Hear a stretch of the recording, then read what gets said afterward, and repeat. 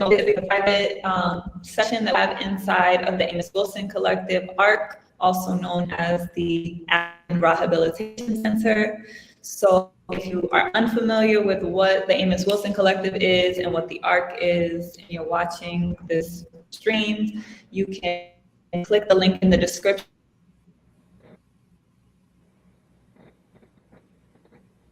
It's all about the Amos Wilson Collective, what it's all about, what our values are, and our pillars of transformational unity and power. And the Community Connect, which is what we're having today, is really an internal session between our members within the ARC, or the ARC builders. So I'm going to go ahead and allow those who are here with us currently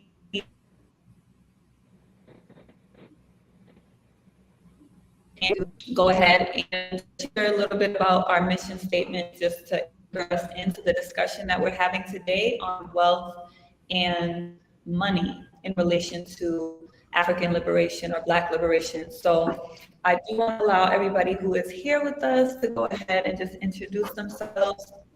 So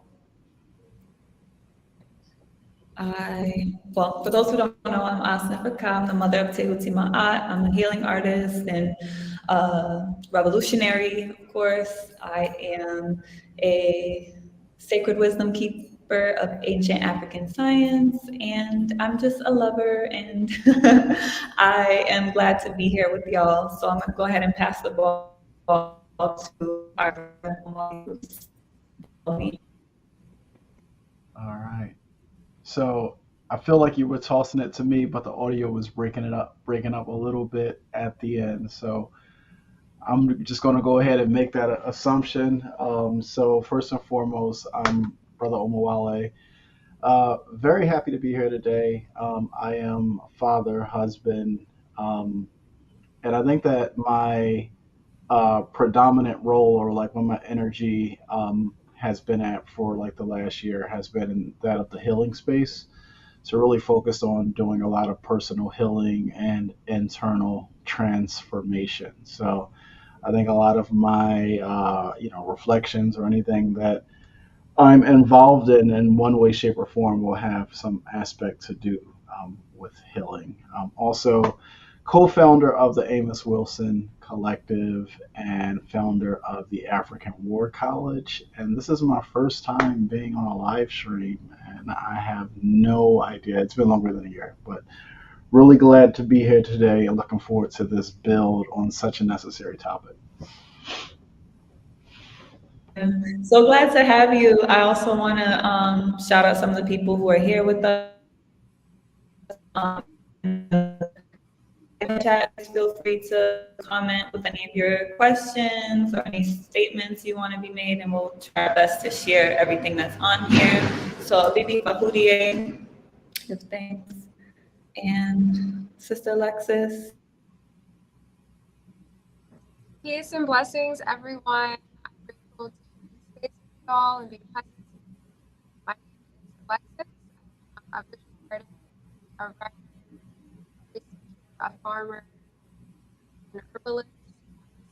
Here, Alexis, your audio is really corrupted. can you hear me better now? Yes, a lot better. I think it was because the mic was blocked. Okay, all right. But I'll go ahead and start from the beginning. Peace and blessings, everyone. My name is Alexis, and I'm grateful to be here with you all today and share space with everyone. I am a visual artist, a writer, a researcher, a farmer, an herbalist, a lover of nature, and I'm also the founder of Genie Botanica, a creative research studio that aims to preserve ancestral art and plant medicine in the African diaspora. And I think that this is a really important conversation about money and wealth in our community. It's definitely impacted the lives of our ancestors and our families in a very grounded and tangible way. And I think that the greater consciousness we can have about wealth, the better off we are in the long term. So grateful to be here, and I'm looking forward to it. Absolutely. Hold up, everyone. My name is Jadorian Shimiringa. And I'm just an aspiring revolutionary, just a warrior, And yeah, that's it. All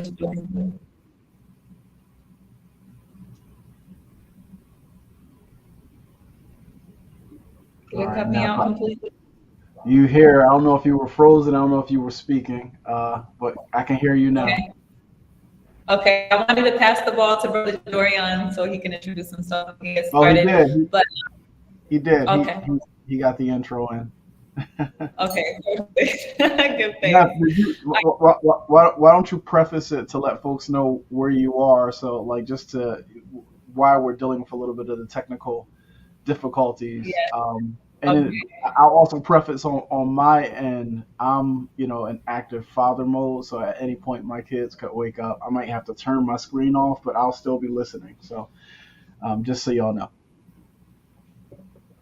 Think hold mine now, or I know it's gonna be choppy, but like I said, I apologize for that. I have no way of really affecting that. I am currently island hopping, so I just came to a small island that's right across from the island that I live on the west coast of Africa. It's called Brava.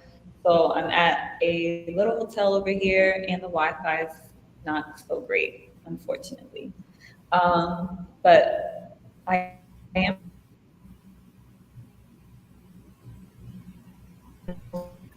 Um, did you hear me?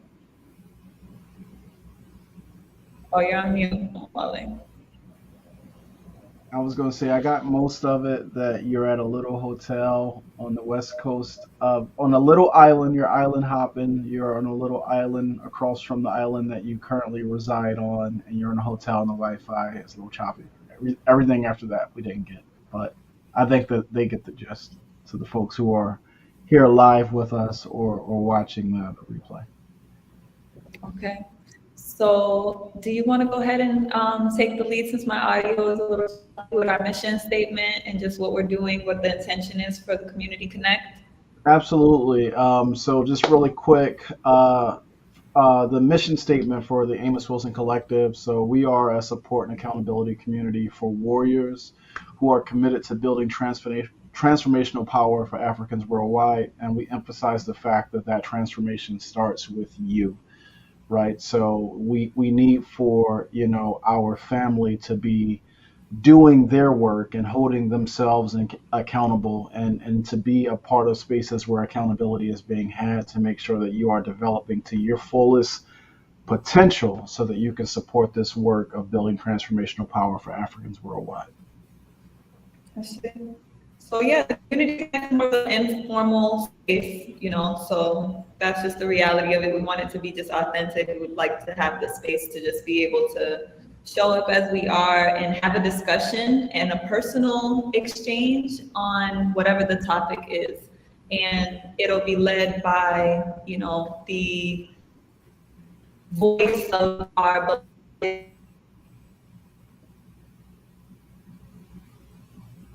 All right, Neff is breaking up. Okay. All right.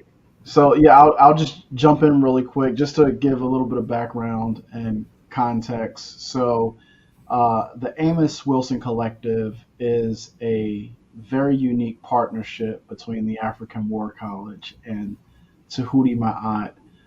These two cosmic entities are coming together to produce this collective, and our objective really is to again, support members of this collective to help develop and build that transformational power. We really want to empower our people to unlock, their great African potential, so that starts inwardly. We want to make sure we're doing the work to embody. And as a part of this collective, we have several touch points where we connect on a monthly basis. We have our Intuit Healing Cipher, which is done on the closest Saturday to the full moon.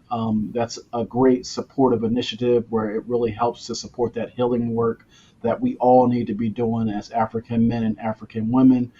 We have our Community Connect where we touch base I believe it's every third Saturday or every last Saturday. Neff, keep me honest here.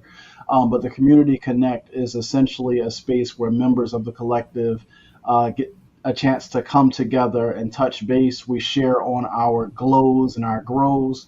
So our glows are things that we did exceptionally well during the past 30 days since we last connected. And the grows are areas that we want to continue to water and nurture and develop to get to where we truly, desire to be as individuals a um, and as a collective. In addition to the Healing Cipher and the Community Connect, we also have our Think, which is Thoughts Hone New Knowledge political study group, and that happens. Neff, give me the date for that. That is every other Tuesday. Gotcha. So a lot of this has been being conducted uh, in a closed environment via Discord and or Zoom. These meetings have been ongoing. So if you're a part of the collective, if you get our monthly report, then you are aware of things that are occurring within the space. I'll start to do a lot better of communicating with the folks on Patreon in terms of like the activities, when we're meeting, when we're touching base. But today for this Community Connect, again, opportunity for those in the collective to really come together, share our glows and our grows, and then we'll transition into a topic of discussion. Whatever discussion that we are building upon, the objective really is to reinforce one of the core values of the collective, right? So the topic today is around, the role of money and wealth in African liberation, and the particular value that supports on our listing of core values is we invest in value, principles and standards. Now, if you want to unpack that a little bit, what that value actually represents. Yeah, I hope that you can hear me. Yeah, I hear you. I got you. Okay, great. So we invest in value. I want to emphasize on value itself because we're having a discussion today, obviously, on money and wealth. And we tend to centralize value because that's the main right now.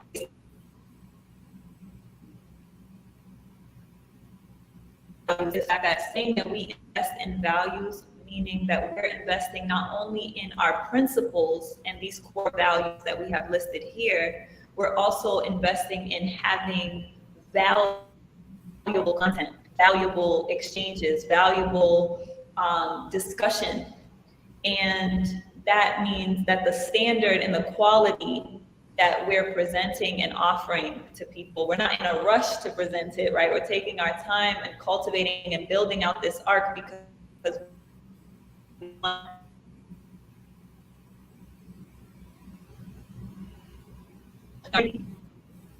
hopefully about our energy, which includes our time in developing out things that are going to be valuable and aligned with our internal values. So did that go through clearly? Some of it did, hopefully like as we get into the discussion, we'll really, we'll lean very heavy on Sister Alexis and Brother Jadorian to really help to accentuate, this topic. Neff, I'm going to encourage you that if you have something that's super hard hitting, in addition to speaking it, maybe write it in the chat as well, so we can make sure your full thought is expressed, so that way the tech gremlins aren't cutting your voice out as you are transmitting whatever it is that you want to say. So with that being said, do we want to start really quick with just a quick round robin of like glows and grows? You know what I'm saying? Like, I mean, I'm just happy. I'm happy to start in that regard. Glows meaning, over the past 30 days since we last connected as a community in this particular collective, things that have really grown for me, areas that I've done well. I don't know. I feel like it's been the same theme for me for some time. I've really been making some significant investment in my internal healing and transformation. For a while, on the mental wellness side, with everything that I've had going on in my life, with the loss of my younger brother, to things on the family and marital front.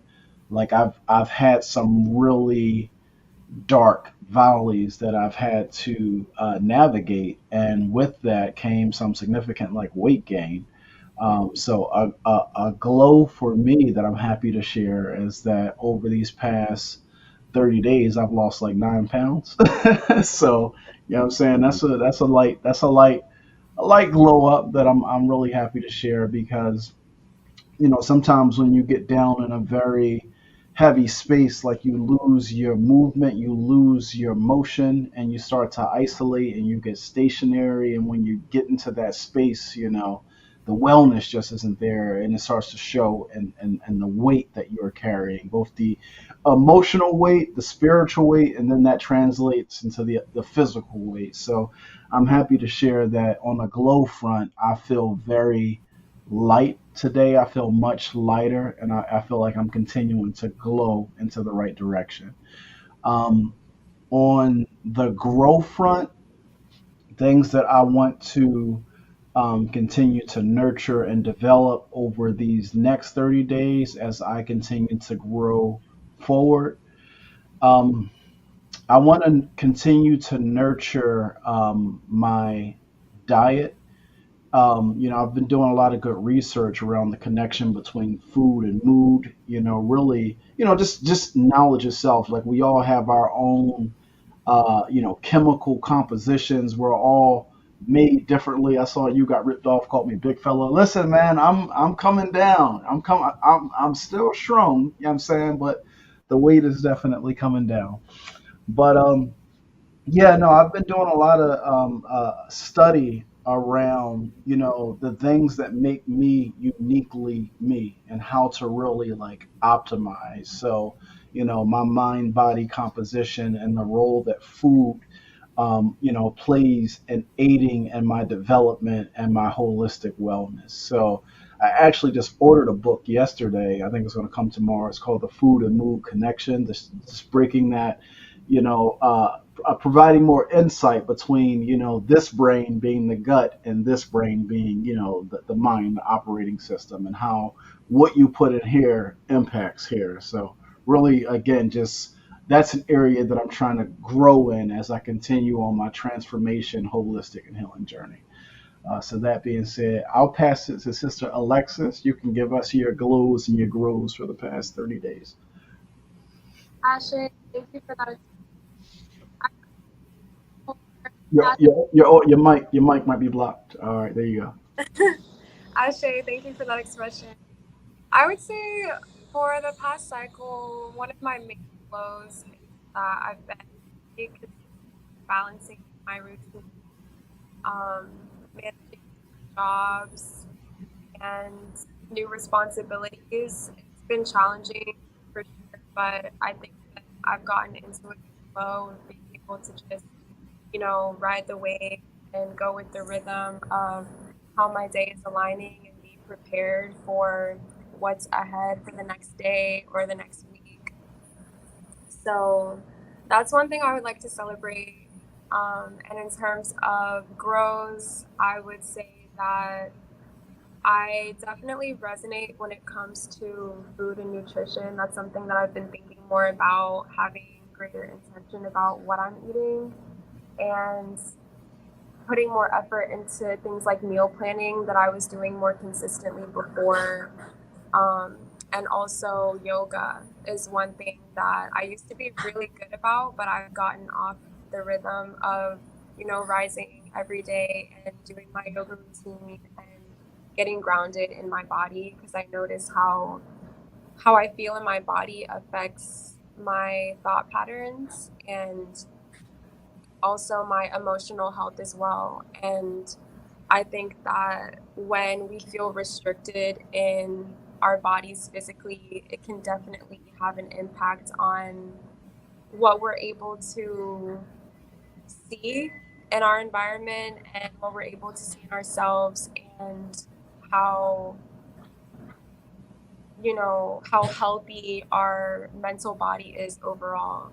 So that's something that I've set intention for, that I would like to be more responsible with, and I think that that will have even better impact on my ability to stay structured and organized, because that's been a constant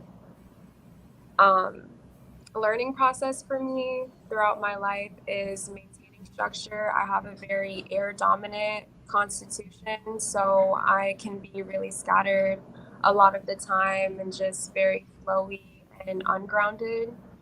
So things like yoga, meal planning, and being intentional about getting the nutrients that I need so that I don't feel drained during the day is really important. All right, Pre, you want to give us some of your grows, or was the latter half of that was your grows that you're focused on for this next cycle? All right, respect. Brother Jadorian, you want to give us your glows for these last 30 days and your grows for the next? Yeah, definitely. For me, the cooperative meetings that we've been having, specifically the Think Government study sessions, are definitely the glow. I really enjoy those. I look forward to those, especially outside of the mundane everyday and the, of course, work we have to do to supply ourselves, take care of our people's bills and so forth. So the cooperative meetings that we have within this org is definitely a glow for me. As far as grow, I'm looking forward to taking more steps to be more active as far as the organizing side. So that's really what I want to focus on, is just taking more steps towards that and seeing where that goes.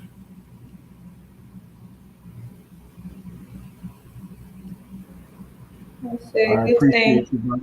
All right, there you go. You're looking super clear now. All right, let's go. Why the Wi-Fi got you?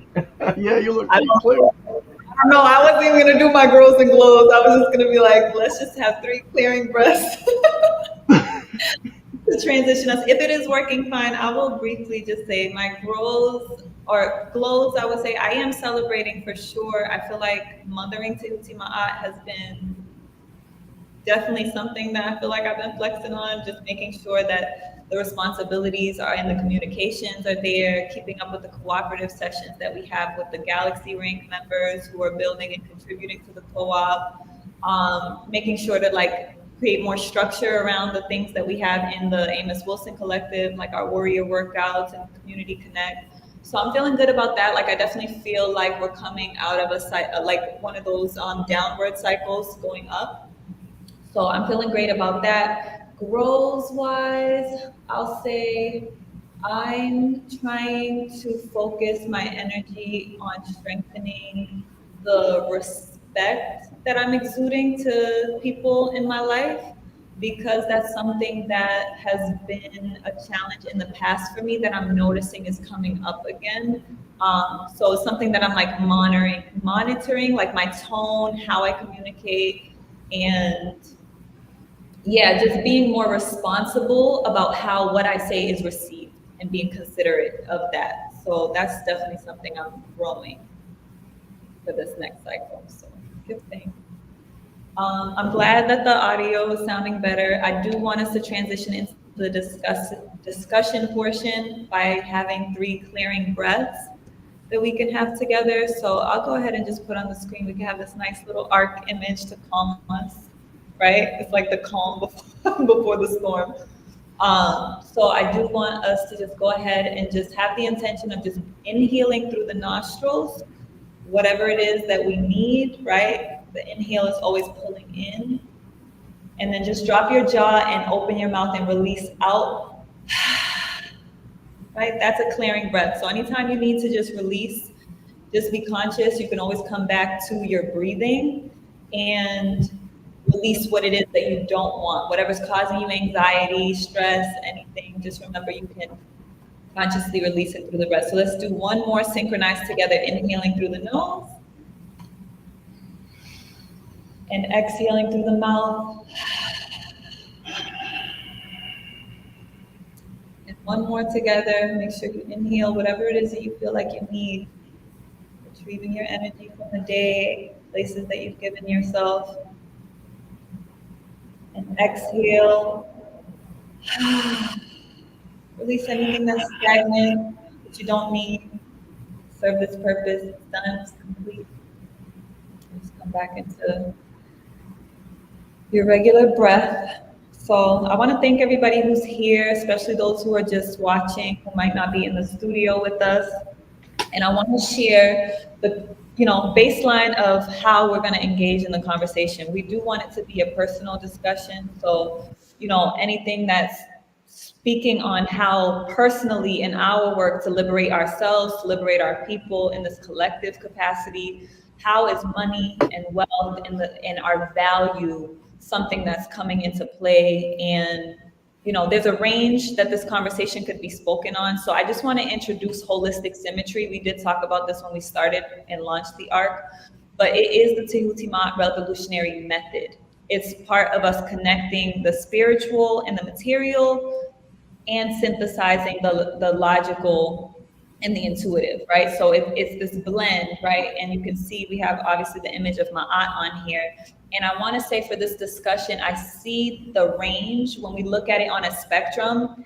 It's when we're talking about money and wealth, we always want to find the center when it comes to Ma'at, but I want to give us the two extremes on both ends. And I think on one end, we have the extreme of lack, which is really shown through like looking at just the depravity and all of the different ways that why we're even having this collective and need to build an arc to begin with is because we're in a position where we are being exploited, collectively speaking. I don't want to affirm that on any of us individually, but that has possessed our collective spirit with a spirit of lack, right? And sometimes my spiritual father, Baba Heru, would even say, whenever we say the word Black, we're actually affirming that vibration of lack, right? So on the other end of the spectrum, right, we can look at who is doing the exploiting, right, which is literally excess and greed and having more than you need. So there's having less than we need and having more than we need. And then we have the center of Ma'at, which is what we're trying to create the equilibrium within. So I wanted to just set the tone there, just so as we're speaking and discussing on the topic of money and wealth, that we speak on it, in Ma'at, right? So just think about whatever our expressions may be, how we can look at the full spectrum and really synthesize both the intuitive and the personal, as well as the collective and the practical, grounded aspects of this conversation that are so important. All So, right. go ahead, bro. So you want me to get us started into the conversation with Dr. Amos Wilson? Absolutely. Thanks. All right. So, okay, you got this first one up. So let me get the right one up. 1 second. I got one up, but it ain't the right one. So let me get. Would you like me to switch to the one you have on? Because I can do that.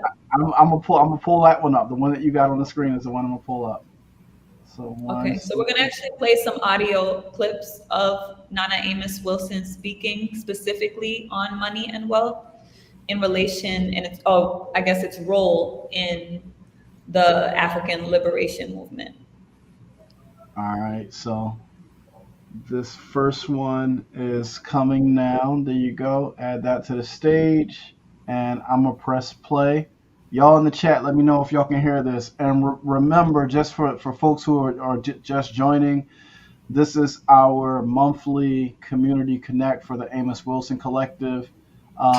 Today's gathering, the focus of this discussion is the role of money and wealth and Black or African liberation. So we're going to use a couple of clips from Amos Wilson to get us grounded in this discussion. So here goes the first one right here.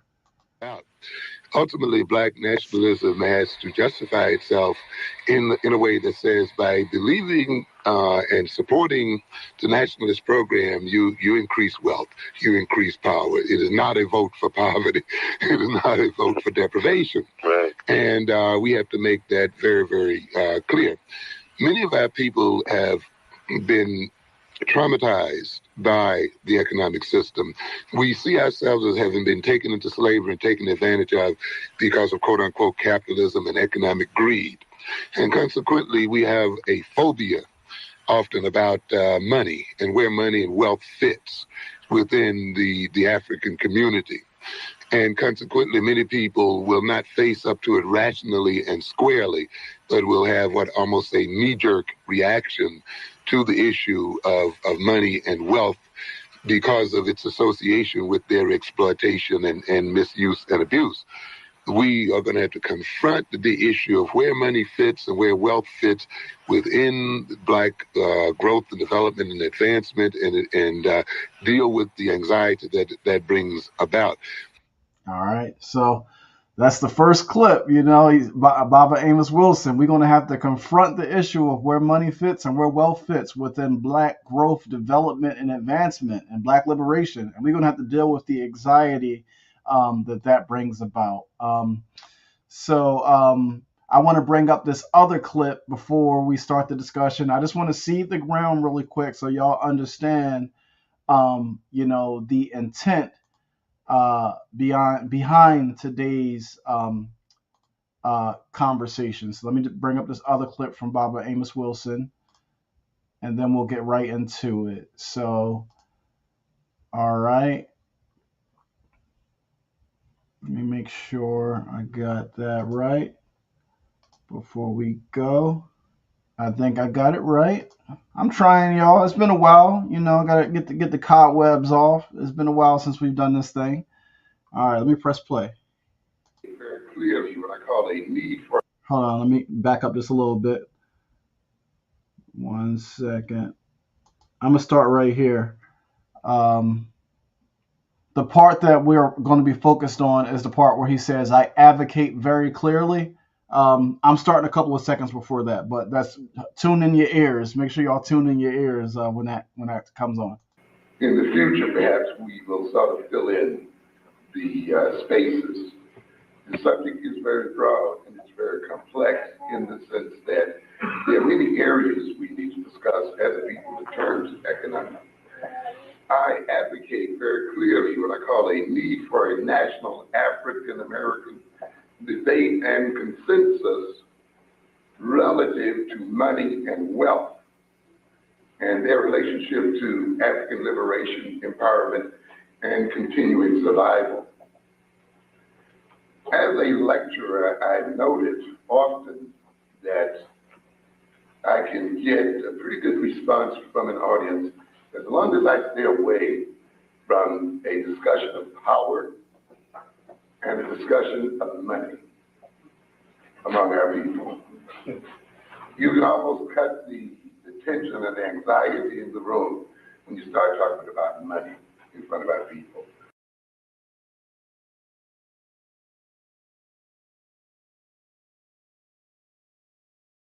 I'm not muted. All right. Yeah, he says, I've noted often that I can get a pretty good response from an audience as long as I stay away from a discussion of money and power, from a discussion of power and a discussion of money among our people. You can almost cut the tension and the anxiety in the room when you start to talk about money. So today, that's what we're going to be talking about, y'all. We're going to be having this good conversation on what is the role of money and wealth and African liberation. Now, typically when we have these conversations in the collective, they're private, either on Discord or on Zoom. Today, we're inviting the broader family and the viewing audience on the Tehuti Ma'at YouTube channel and the Omawale Africa YouTube channel to witness the discussion. But you all are welcome to join the collective if you are a member of Tehuti Ma'at, or if you're a member of the African War College, our Patreon community. You're always welcome to take part in any of our gatherings that we do throughout the month. All right. So who want to get us started off in terms of what is the role of wealth and money in African liberation? Well, I would love to just give the context of what even triggered this being a necessary conversation. Because everything that happens for us, like within the arc, like we're clear that we're under construction, right? We're building the arc. And the reason why so many people are not here to build the arc is because there are a lot of people who don't believe we need an arc. So there's that issue, right? And it's a very raw space. So I feel like giving that context is important because it literally is our organic communications, connections with one another that ends up building out what it is that we're building.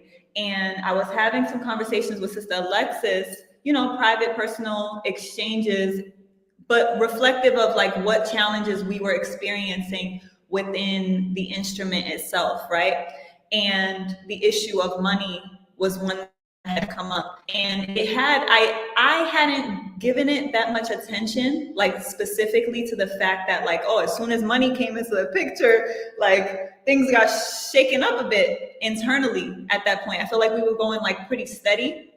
And then, you know, the accountability around like, okay, well, dues, or just like energy exchanges, because we don't require that people, you know, pay their dues with a monetary contribution. We also want to transition us into having our own economy, right? Which is a whole part of this discussion as well. Like, how do we create our own currency? And how can we value ourselves beyond the currency that is dominating, you know, the planet right now currently?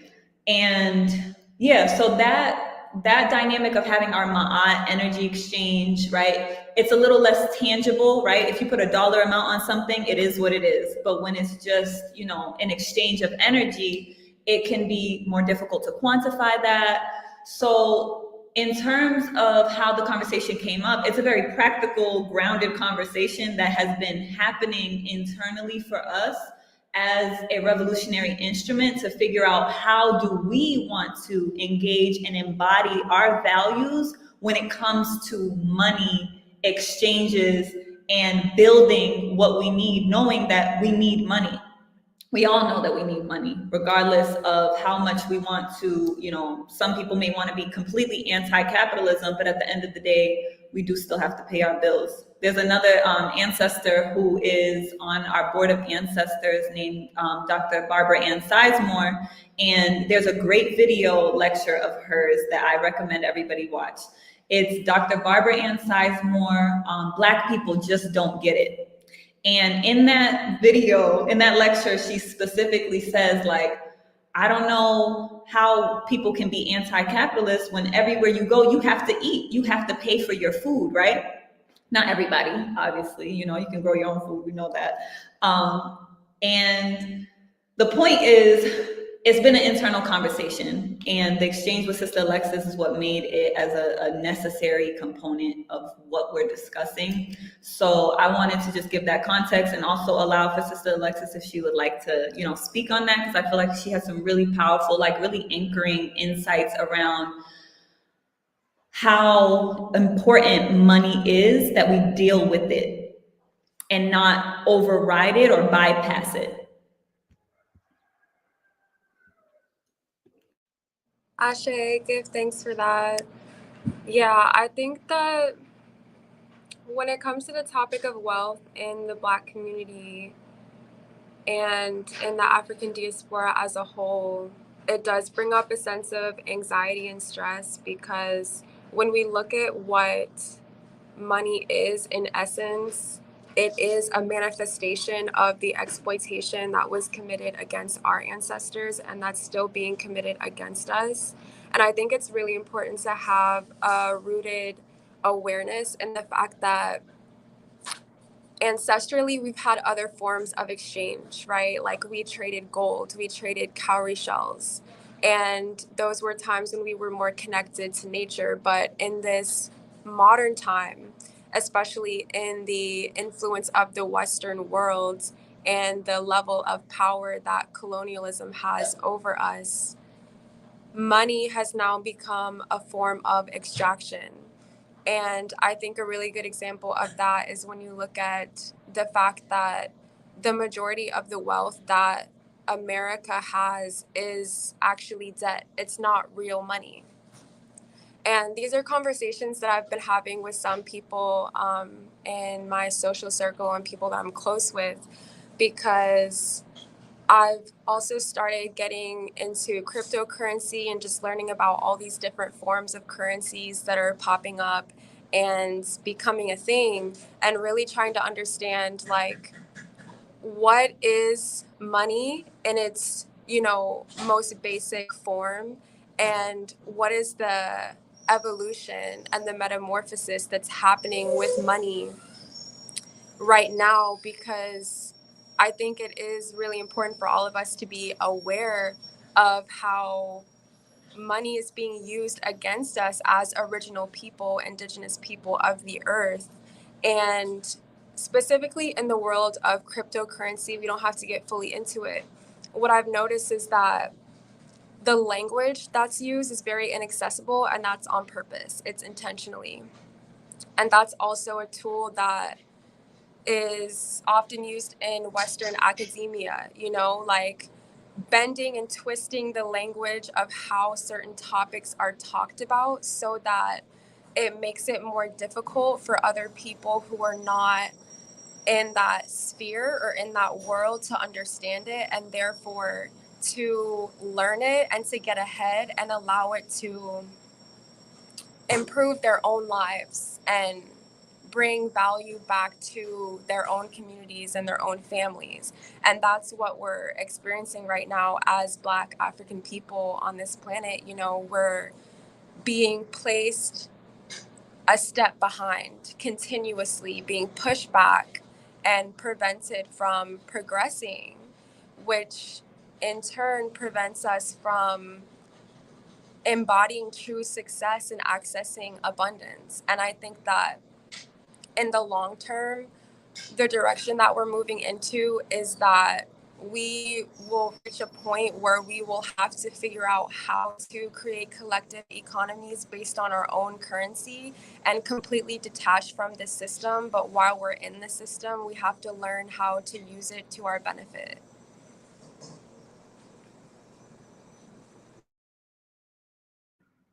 Sure. I appreciate those insights a lot, sis, especially about the cryptocurrency. And I was actually going to ask if Brother Omawali could probably speak on this a little bit more, because when you were doing the series Trade Mageddon, I think even before that, I have to finish up for sure. yeah, there was something you were speaking on specifically where we started talking about how it's a controlled demolition, right? The way that the parasites that be are intentionally destroying the economy to rebuild it in a particular way for more control, more exploitation. And we can see that through different things like what they call the global reset, which is just one of the many metamorphoses that the Agenda 21, or the Agenda for the 21st Century, that the United Nations published, is they call it sustainable development, all these different names. We now have the green revolution coming, the green economy. They're literally looking to now exploit nature the way that they exploited our bodies at one point, to continue to squeeze what they can and maintain this capitalist paradigm. So I was hoping that maybe you could speak a little bit on that specifically. So I had other thoughts that I wanted to share. My concern is if I go down that path, it would take me away from the core topic of like the role of money and wealth within African liberation, especially given the confines around time that we currently have for this. So I just want to be mindful of that. But to just give a one-liner to the first piece that you mentioned around the controlled demolition, like what you see happening in, let's call it global society, is a restructuring of institutions and organizations for the facilitation of this new slave paradigm, or this new paradigm of control or power that's happening on the planet. So, you know, you have a situation where over this 500-year period, the wealth of the planet has been accumulated into the hands of a few. And those few recognize that the means by which people could gain access to that are gradually or rapidly being stripped away. So those few have a deep concern, right, with making sure that they keep what they currently have in this new paradigm that we're going into.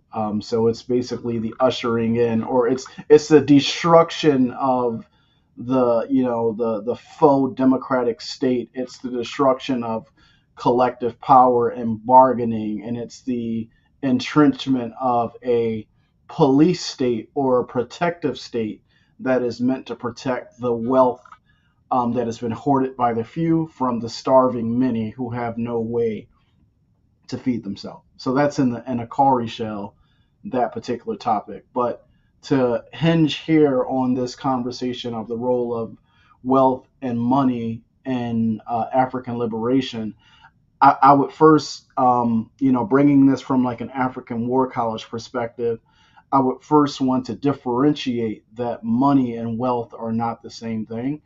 Money is a tool, it's a medium of exchange. And when understood properly, it can even be used as a weapon. So I think that, that's important. There's no emotion and money. We're not in the condition that we are in because of money.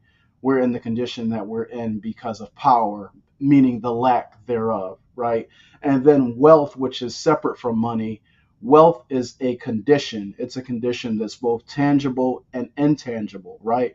From an intangible perspective, the wealth starts in the mind. The wealth is reflected in the culture, and the culture is that software that essentially bonds a group together, that tells a group how to behave, and that ultimately determines whether a group is going to have power or not have power based upon the culture that they are practicing and reinforcing. People who understand, the connection between culture and wealth safeguard or gatekeep their culture and their cultural institutions, primarily that family institution and all the institutions that come around it to support it. They recognize that there is a direct one-to-one link between those two. So if I'm having a conversation about the role of money and the role of wealth, well, wealth is your relationships, it's your land, it's your community, it's your thoughts, it's your ideas. There's so much that goes into that bucket of wealth that enriches the experience of a people while they're here in this material realm, like on this planet. It's also your spiritual life. Your wealth is your health. It's so much that goes into it. Money, on the other hand, if you remember from the Trade Mageddon lecture series, that essentially what we see played out, even when these conversations around capitalism and socialism, these are all just fancy words for forms of like economic warfare. So money is absolutely a tool in economic warfare. And in order to effectively kind of like, deploy money, you have to have a consciousness, behind it. Like where you spend your money matters. How you obtain your money, is it in alignment with your values? Like that absolutely matters. How you organize your money. I talked a lot about in Trade Mageddon, different institutions that we need to master, like the need to master the company, as an organization. Like we're big on organizing as a people. We all want to be involved in revolutionary organization, but we don't see the concept of a company as an organization that we need to master. And both, Dr. Clark, Amos Wilson, scholars from that particular school of thought told us, like, hey, we have to master the means of modern economy, the means of modern commercial activity. Because if we think that we're going to fight a war that's being waged with international monetary funds and international banks, if we think we're going to fight that war with like kind of like mom and pop shops and things of that nature, it doesn't work. So I'll start by saying money is the tool or medium of exchange, but the real power is found in the wealth, which is a condition, and that condition is reflected of our culture, it's a lot more of the soft stuff that produces the tangible stuff. So I'll end there. Yeah, give thanks. Brother Jadorian, do you want to add anything to that in particular, or? No, I would just say that he's pretty much hitting it on the nail there. The question is just about firstly understanding that money is a reality, it's something that we have to do and they have to deal with. So organizing, at least with the organizing respect, we have to understand that you can show what your value is and what your perspective is and what your principles are with how you deal with your money and how you spend your money. If you really care about the organizing work that you're doing, that you're involved in, then you would absolutely understand if an organization asks for membership fees, a monthly payment, or however you want to do about that. You want to see an issue with that. You may have to come to the table with your peoples to see how you can um, portion that out as far as your budget and so forth. But we have to understand that the work we do has to be funded. Um, so it's just a reality we have to deal with. Thanks. Yeah, I think one of the things that is significant about the vision, which I think once those things are more, I guess, outlined in a way where people can really like digest and consume, like, okay, what is this vision beyond reading the about page on the website, right? When we say that we're creatives creating cooperatives, we're talking about creating companies, creating businesses that are cooperative entities, and making sure that the very needs that we have, that we can meet them for ourselves at a high level, right? Going back to the core value of the Amos Wilson Collective being, we invest in value. So sometimes one of the things that has bothered me in the past is, yeah, I've been in alignment with, Black economic empowerment. I remember back in 2014, 2015, when we were doing a lot of street teamwork around Black economic empowerment, boycotting Christmas, all of these things. I felt like there was a frustration that I had because, like, for example, I would see like 30 different shea butter companies. And instead of all of these people coming together to put together a quality shea butter company, have that buying power, get the bulk shea butter partnership from Ghana, right? All working together, have all invest equally in hiring a Black marketing firm, right? Or a Black marketing consultant to come up with a beautiful packaging and like real quality. That was one of the things that I didn't see, right? But had it in like my mind's eye, like this is what we need to move towards, because we have a lot of Black owned businesses, but a lot of the Black owned businesses aren't necessarily providing the quality that we need. Maybe it's a Black owned restaurant, but is the food healthy? Is it organic? Like getting to the core of what it is that we really value. If our health is our wealth, right? How are we, if agriculture, if land is the basis of revolution, are we funding Black farmers? Are we doing farm to table? There's just ways that our business can align with our values. So I know that our intention in terms of the Community Connect is just to like exchange on the idea, but to continue the conversation in the ARC. So in the ARC, in the chat, the warrior chat room, the general chat room, this is a conversation that we can keep exchanging on and keep going, right? We have some institutions that we've put into play to get this rolling, whether that's Tehuti Community Garden and our initiative, Organic Food for the People, having this network of Black growers and farmers, and Coins and Karis, right? Our spiritual marketplace where we can offer spiritual goods and services, the herbs and the teas and things that we're growing. And finding ways to work together, but we have to remember we have to be able to come and show up to the table in order to do that.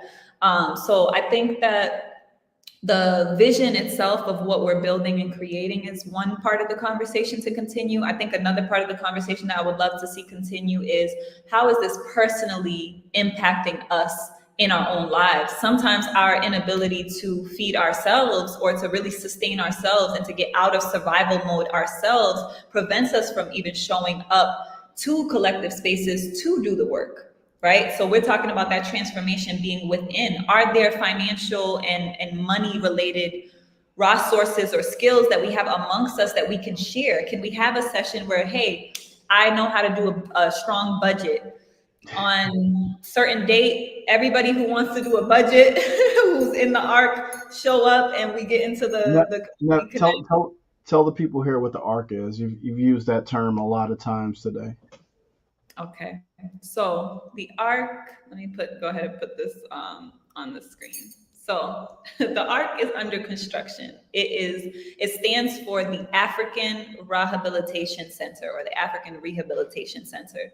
The space that we've created right now is virtual, right? So we have a virtual private server on Discord that we call the ARC. So this is the space where we can exchange. We have our chat rooms. We put announcements in of the different things that we have going across the African War College and Tehuti Ma'at, so everybody who's a member can know what's going on and be able to participate at their leisure. So it's an exchange space, and it's a space that we're actively building. So if there are people who are in the ARC who are offering workshops, classes, anything like that, or just want to create an initiative, right? There's the space for that because it is in construction. So I want to go ahead and just make sure people know that the space is there for that, but it's also a space to just commune and connect and exchange, share videos, comments, personal challenges, ask for support. Be in community, you know. Mm-hmm. That's I just really quick. I wanted to. I saw a lot of welcome backs in the chat, and what I'll say to first and foremost, I appreciate everybody who's posted a welcome back there. Some may know, others may not know. If you're in the Amos Wilson Collective, you're aware of kind of like where I've been. But for those who don't know, I suffered a loss in my family in May of 2023. I lost my younger brother to a tragic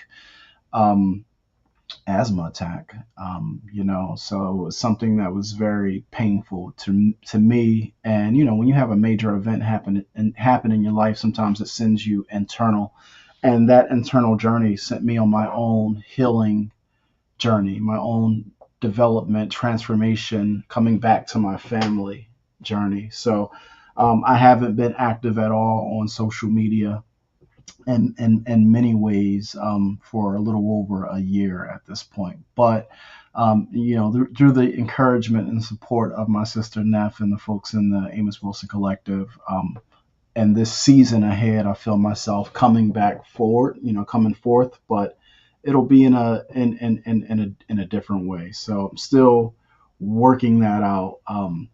But I'm very thankful that we were able to take this collective discussion that we've been having in private via the Discord and via Zoom and make it available to the family who was here. So as we continue to build and construct this ARC, we definitely welcome folks to join the fleet. I just want to add one more point because I know we're coming close up on time. But when it comes to the money conversation, I feel like oftentimes we try to boil the ocean instead of just focusing on, can you boil a pot of water? Before boiling a pot of water, can you start a fire? Like, can you rub two sticks together to get a fire going? And before you start talking about creating a global Black economic paradigm, can you come to the table as a Black man and a Black woman and manage a budget for a household over a period of time? Can you, over a 1 year, cover your expenses? Can you share the resources that are coming into that household in a way where everyone is taken care of and everyone's wealth and well-being is considered? I think that we need to start there before we start talking about, we got to fund our, let's create these businesses and these major institutions. All of that is great. But the seed of it all, the kernel of wealth, like I said, is the culture. But that's manifested in that family unit, in that relationship between that man and that woman. Your ability to raise those children, to manage that house, to manage the economics of a house. You got to be able to do that before you can manage the economics of a community, the economics of a city, of a state, of a nation, of a global entity. But it starts with that small piece. So sometimes instead of like, let's go boil the ocean, like, nah, let's just start a fire, boil a cup of water, and have some tea. Like, let's start there. Show that we can do that effectively in numbers, right? Sometimes maybe there's one household in the community that can do that, but we're not strong as a community because there's not enough households able to do that. So once we start getting stronger and stronger units of families that are able to actually manage their economics, those communities will grow strong. Those communities will create businesses together. Those communities will do well. And those communities will be able to withstand attacks collectively, because we have to remember that this is economic warfare. So those are like my closing thoughts on this topic of like the role of money and wealth in African liberation, right? Money and wealth are necessary components of economic warfare. And that's how this war is being waged against us. So we have to really step up our game so we can fight back, defend, and win, go on the offensive effectively. Ashe, do you have any closing remarks you want to add, Brother Jadorian? Okay. Well, I do want to say, like, again, continue the conversation in the ARC. If you're watching and you're not a member of Tehuti Ma'at or the African War College, then you can join Tehuti Ma'at or the African War College in order to be a member of the Amos Wilson Collective. So anyone who's a member of either institution, there are various ranks there, so you can check that out at the link that's scrolling beneath you. You can also send us a text message if you have any questions, or an email at grow@tehutimaat.org. 646-883-MAAT is the number to text message. And I do want to invite people to stay present as well on our channel, the Tehuti Ma'at channel, because we are going to be speaking more. We speak a lot more about that cosmic aspect, like how the energies that are moving, how the heavens, right? We always quote Tehuti when we say as above, so below, but there is a lot of ancestral wisdom that we can use to be more conscious of what are these paradigms that we're moving through, not only collectively, but also personally. So stay tuned for that, because we're going to be having some of those conversations on the Tehuti Ma'at channel based on the cosmology of our ancient ancestors. So I want to thank everybody who was able to show up today, everybody who's been in the chats, showing their love. And if you're watching this from the Omowale Africa YouTube channel, go to the community tab. I shared the Tehuti Ma'at channel on the community tab. Make sure you go and subscribe to the Tehuti Ma'at channel, please. Shay, give thanks. So I want to go ahead and shout out those who are here with us, who wanted to give some energy in the chat. Thank you for your presence. Shout out to Brother Bomani, and everyone else. You got some condolences and more welcome back. Sister Alexis, thank you for being with us here earlier. Brother Jadorian, always thank you for your blessings and your presence. And Brother Omowale, you want to answer that question before we tap out? You want to answer his question from You Got Ripped Off? What does wealth look like in a collapsing nation? Please feel free. I mean, just first of all, appreciate you putting us on the spot. You got ripped off. From my mindset, nations, right, and the institutions that are erected to manage them are artificial entities. Wealth is always wealth, regardless of those artificial entities. Wealth is always land. It's always the people. It's always the culture of the people. Remember, I said that wealth is a condition, and it's both an intangible and a tangible condition. The intangible aspects of it are the ideas, the thoughts, the knowledge that's been passed down through the group over millennia. You know what I mean? The plant medicine. There's so much wealth there, but then on the material side, it's the health of the group. It's the numbers of the group. It's the land that the group has like access to. So regardless of a nation collapsing or not, like wealth is always going to be wealth. Power is a different story. Now we can look at us as a people who has tremendous wealth that has not been organized effectively. So as a result, we are powerless, right? So that's a different conversation about the power component, which we have to organize and be organized to get. Shay, I just want to add that wealth in a collapsing nation looks like making sure you can feed yourself. I think that land, food, agriculture, fertility of the land, and particularly organic agriculture in particular, because we also mentioned that our health is our wealth. So I wanted to just add that piece in there. And I appreciate y'all.